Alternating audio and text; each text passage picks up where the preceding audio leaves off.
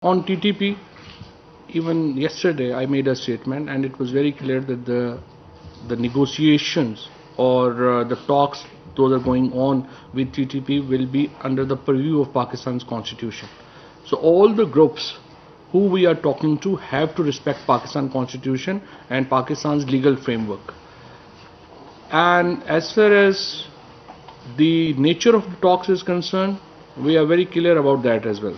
We believe that there are certain groups. Obviously, TTP is not one group. They comprise of several groups. There are ideologues. There are people who have legitimate grievances against probably us. There are people who have joined who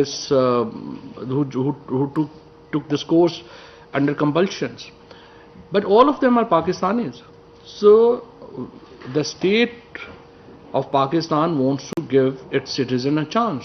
If all of them or some of them or part of them wants to come back and they express their allegiance to the Constitution of Pakistan, they undertake to respect the law of Pakistan, obviously we will give them a chance.